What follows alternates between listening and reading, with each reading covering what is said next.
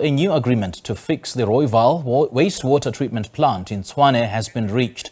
Earlier, the Water and Sanitation Minister Senzo Mchunu and the City of Tshwane Mayor Cilliers Brink addressed the media on the latest developments in the bid to sort out the water problems in that metro. So far, 21 people have died due to the cholera outbreak in Gauteng. The Free State reported that one person had also died from cholera yesterday. Mchunu says a team of professionals and technical people will be assembled from the Water and Sanitation Department and the municipality to come up with solutions. It was a series of directives that were issued by the department to Tshwane in terms of the law when there's something wrong, either in the waste treatment plant or water treatment plant not meeting the standards. And there are rules and there are compliance issues to which you issue directives for the municipality concerned to comply. There hasn't been cooperation as far as that's concerned. But we are specifically interested what has stopped, what has been a problem. The real problem was that Tshwane municipality, headed by the then mayor for this one, was that it just was not in the spirit of cooperating with us. You couldn't hold any meeting. He was legalistic about it. You remember when government of Gauteng made an attempt to impose Section 139. He took government to court, and he won the case, but it didn't win dealing with Rooiwal and the issue of water. Now we, on the other hand, have Section 63 at hand, which we wanted to use to come in, but it is subject to the imposition of 139. And it's now the subject of what we want to review, so that when there's something wrong, it doesn't take us through 139. We go through we apply 63 directly. Otherwise, that became a problem when the city chose a hard line against working with. I mean, there's a letter that even said, "No, we want your money."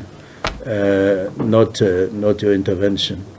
The minister has detailed the disputes in the past between us, and of course there's the temptation, Minister, to turn us against each other, to relitigate the things of the past, that, things you and I still don't agree with about the past. But the fundamental point is that the city of Tshwane has failed to address this issue. Various other spheres of government have failed to address this issue. It won't be solved by the issuing of compliance notices.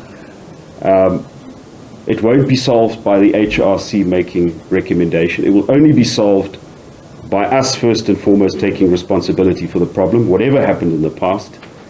And with a kind assistance, we'll be taking co-responsibility. This is a partnership. And I think this is an important way of going forward, and perhaps we can do it so well that it becomes an example to solving these issues in other places. As to the state of the cholera, what the minister pointed out to me is that there are various entities testing water and water sources for cholera. The city's own tests have indicated that the water coming from the taps is not the source of the cholera. Various other tests on the other two water systems, Cilliers and Rand Water, has found the same. Various tests being done in water tankers, and what the minister has said, and I agree with him, is we've got to synthesize all of these findings so that we don't run around and do different tests. We concentrate our efforts and actually find the source so that we can work on it. We know that Tshwane is not the only place that has had a cholera outbreak, but it certainly is the epicenter. It's the place where we've got the highest number of cases and infections. Well, to talk to us more about this story, we're now joined via Zoom by Thandile Chinyavanhu.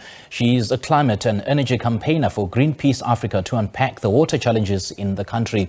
Thandile, very good afternoon. Thank you so much for joining us. Welcome. Afternoon, and thank you for having me. Now, what's your observation of the current water challenges in South Africa right now? Would it be a fair argument, I suppose, to opine that the cholera situation of course, is a symptom of 2 decades of continued sewage pollution and neglect? Well, there are a myriad of reasons for the water crises we see across the country, and it's subject to a number of contexts. For example, in the Eastern Cape, we've been seeing that they've been having a prolonged drought for at least the past 14 years. And in other areas, we're seeing that it's a failure to provide basic services in terms of municipal access to water. And then in other regions, more close to the Highveld and Limpopo, we'd see pollution is being caused by industries and heavy emitting industries such as the steel and the coal sector that are polluting the water streams there and creating very challenging conditions for the communities that live there. What do you think is exacerbating the struggle of generating clean drinking water for communities? A combination of issues. I think we can't talk about the water scarcity situation in South Africa without mentioning the fossil fuel industry and the role it plays in exacerbating the climate crisis, as well as how intensive those industries are in terms of water consumption, contributing to a lot of scarcity.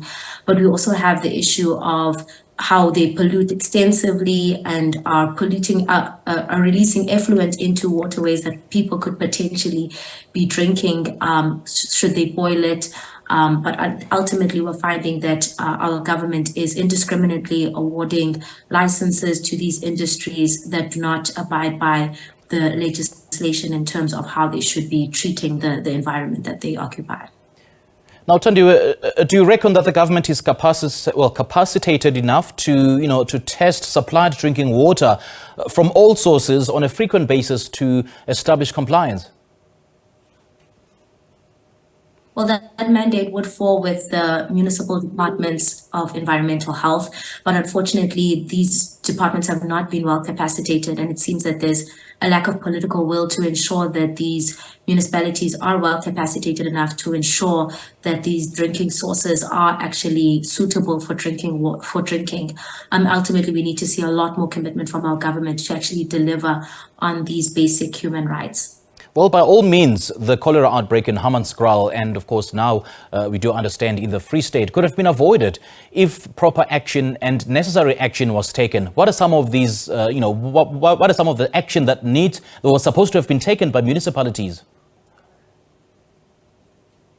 Well, a part of the mandate of the municipality is to ensure that there's adequate training in terms of water sanitation and hygiene, and that these practices are well embedded in the communities. I think we can say that for a fair amount that has been done, and that communities are well aware of the practices that they need to engage in to ensure that they can drink water safely. But unfortunately, there seems to be a need for more capacity for testing, monitoring and evaluations of these municipal drinking sources. And the issue in Hammanskraal has been going on for more than a decade. At this point, we should have seen some action from our government to ensure that the public have clean drinking water.